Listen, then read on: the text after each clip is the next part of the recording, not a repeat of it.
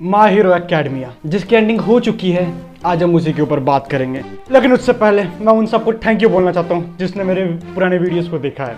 मतलब वो जो मैंने वीडियो डाला था 103 बंदों ने, आपका बहुत बहुत शुक्रिया और कमेंट करने के लिए बहुत बहुत शुक्रिया।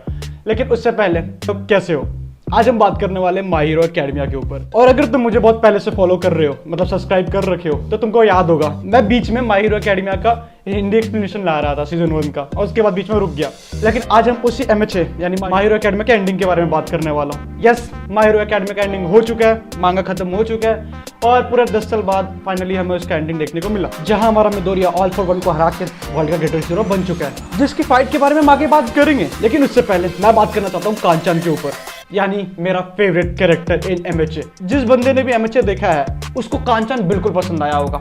मैं कोई डाउट ही नहीं है, कांचन इज द बेस्ट भाई। देखो उससे ज्यादा मुझे कांचन ही पसंद है भाई। बंदे के पास सिर्फ एक सिंगल कॉर्ड था, लेकिन उसने क्या चैलेंज किया है भाई ऑल फॉर वन को, मतलब क्या बैंड बजा के रख दिया।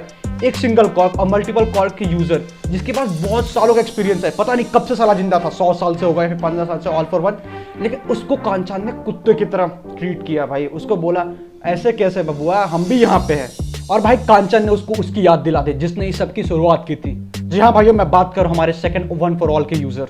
अगर वो ना होता तो हमारा one for all generation to generation pass out नहीं कर पाता और वो स्ट्रॉन्गर भी नहीं बन पाता, क्योंकि उसी ने मदद की थी फर्स्ट यूजर को स्केप करने में। और भाई वो नाक के नीचे से वन फॉर ऑल के चुरा ले गया भाई उसके भाई को, और वो उससे इतना गुस्सा हुआ कि उसका पूरा खानदान, पूरा ब्लड लाइन तक वन फॉर ऑल ने खत्म कर डाला। लेकिन उसके बावजूद भी उसको कांचन में वही बंदा दिखा। और भाई इस फाइट में कांचन ने सच में प्रूव कर दिया कि वो किसी से कम नहीं है, वो अब तुमको भी सरपास कर सकता है। हाँ, बंदा मर के वापस आया भाई, समझ रहे हो, अकेले नहीं किसी की हेल्प से ही आया, लेकिन मर के वापस आया, अपने पावर को अपग्रेड किया और उसकी बैंड बजा दी।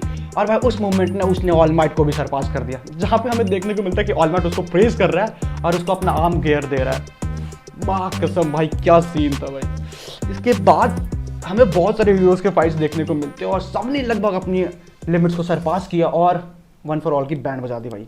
और मिडोरिया को बता दिया कि मेरे पास एक ही सुपर पावर काफी है तुमसे आगे निकलने के लिए। और अब हम बात करने वाले हैं हमारे मेन कैरेक्टर डेको के बारे में, जिसने अपना सब कुछ सेक्रीफाइस कर दिया भाई ऑल फॉर वन को हराने के लिए। अपना सुपर पावर जो कि उसको ऑलमाइट से मिली थी उसको तक दांव पे लगा दिया। और वो वही नहीं रखता, उसके बावजूद जब उससे एक एक करके उसके सारी सुपर पावर छीन ली जाती है और उसके हाथ तक काट दिए जाते हैं, तभी वो गिव अप नहीं करता। और तभी हमें एंट्री देखने को मिलती है आइजावा सर की, जहां पे आइजावा उसको एक हॉर्न देता है। वो हॉर्न होता है एरी का, जिसके पास पावर था टाइम को वापस करने का। उस बच्ची ने भाई अपना हॉर्न टोर को दे दिया ताकि डेको उसको हरा सके। इतना ही नहीं, बाकी लोग ने भी जितना हो सके उतना मदद किया। किसी बंदे ने अपना एक शर्ट दे दिया कि लो मैं इतना ही हेल्प कर सकता हूँ, लेकिन उसके बावजूद भी मिडोरिया वो शर्ट को पहनता है और एरी के पावर को यूज करके अपना हाथ वापस लाता है और बचे कुछ एम्बर्स का यूज करके वो वन फॉर ऑल पे टूट पड़ता है और फाइनल मूव यूज करने ही वाला था। लेकिन उसी टाइम हमें देखने को मिलता है ये टेलीपोर्टेशन वाला बंदा, जो कि वन फॉर ऑल और डेको के बीच में आ जाता है। लेकिन उसी में हमें देखने को मिलती है कांचन की एंट्री, और भाई उससे ज्यादा बैडास एंट्री के भी हो नहीं सकती कांचन की। बेचारे के हाथ टूट चुके, पैर टूट चुके भाई, पूरा बॉडी के रिब्स तक टूट चुके, लेकिन उसके बावजूद वो उड़ते उड़ते आता है, उसको मुंह से पकड़ता है और हटा दे उनके रास्ते से हटा देता है। जिसके बाद डेको एक फाइनल ब्लो के साथ वन फॉर ऑल को खत्म करता है, सॉरी ऑल फॉर वन को खत्म करता है और हमारी स्टोरी की एंडिंग होती है। लेकिन उसी के बाद हमें देखने को मिलता है टाइम स्किप, एक नहीं दो टाइम स्किप, जहाँ पे सबसे पहले तो रिकवरी दिखाया जाता है कि वॉर के बाद जापान धीरे धीरे अपने आप को रिकवर कर रहा है और सब कोई हॉस्पिटल में है, किसी का ट्रीटमेंट चल रहा है, कोई हॉस्पिटल में है। और हमें वहीं पे देखने को मिलता है कांचन, जिसको डॉक्टर बोल रहे अब तुम अपना हाथ को पहले की तरह इस्तेमाल नहीं कर सकते, लेकिन उसकी चिंता ना करते हुए भी वो सबसे पहले उठ के मिडोरिया के पास जाता है, जहाँ हमें देखने को मिलता है मिडोरिया और ऑल माइट साथ में लेटे पड़े हैं और कुछ बात कर रहे हैं। लेकिन वहीं से उसी टाइम हमारा कांचन वहाँ आता है और उसको देखता है और उसके आंसू निकल जाते हैं, जिसको देख के मिडोरिया हंसने लगता है कि भाई तुम कौन हो, हमारा कांचन ऐसा नहीं था। लेकिन वहीं पे हमें देखने को मिलता है कांचन का कैरेक्टर डेवलपमेंट। भाई वो बंदा इगोइस्टिक होने के बाद भाई इतना डेवलप किया, इतना आगे बढ़ा और अब वो डेको की फिगर करता है, जो कि पहले भी करता था। लेकिन इतने सारे सेक्रीफाइसेस देखने के बाद कांचन अपनी दोस्त की फीलिंग को समझता है और रोने लगता है भाई वहीं पे कि अब तुम्हारे पास कोई सुपर पावर नहीं है, और अपने फ्लैशबैक को याद करता है कि कैसे वो डेको को चिढ़ाया करता था। लेकिन उसके बावजूद भी वो दोनों अच्छे दोस्त हैं। और अगले पैनल में हमें देखने को मिलता है आगे का सीन, जहाँ पे वो यूए हाई में सेकंड ईयर बन चुके हैं और थर्ड ईयर के बंदे को फेयरवेल पार्टी दे रहे हैं, ठीक है। और उसके बाद वो सीनियर बन चुके हैं और हमें जूनियर्स में कौन कौन देखने को मिलती है, एरी, कोडा, जिसको डेको ने बचाया था। यस, वो देखने को हमें मिलता है। उसके बाद फाइनली हमें देखने को मिलता है एक 8 साल का टाइम स्किप, जिसके बाद हमारा डेको कॉर्कलेस हो चुका होता है। उसके पास सब एम्बर्स भी नहीं बचे हुए होते हैं और उसके बाकी के क्लास में टॉप हीरोज बन चुके होते हैं। जहाँ पे हमें देखने को मिलता है कांचन का इंटरव्यू, जिसको आइजावा उसको मितोरियो को दिखा के बोलता है कि अपनी हरकतों से बाज नहीं आएगा। लेकिन उसी के बाद हमें डेको मिलता है गलियों में भटकता हुआ और एक बच्चे का सीन देखा जाता है, जिसके पास कुछ खास सुपर पावर होता नहीं है, लेकिन वो डेको को बहुत ज़्यादा ही एडमायर करता है। और रास्ते में भटकते भटकते उस बच्चे को कौन मिलता है? डेको, जिसके पास वो जाता है और उससे पूछता है कि क्या मैं सुपर हीरो बन सकता हूँ अपनी इस पावर का यूज करके। जिसके बाद हमारा मिडोरिया वही जवाब देता है जिसको सुनने के लिए वो ऑल माइट से मरा जा रहा था, yes you can become a hero. भाई ये लाइन भाई उस बच्चे के लिए क्या मोटिवेशन था सोचो।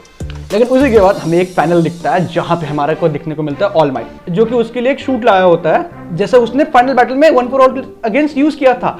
जहां पे हमें पता लगता है कि उसके क्लासमेट्स ने उसको फंड किया था उस सूट को बनाने के लिए ताकि वो सुपर हीरो का काम वापस कर सके। और जिसके बाद हमें लास्ट में सुनने को मिलता है this is my story and this is how I become a world top hero.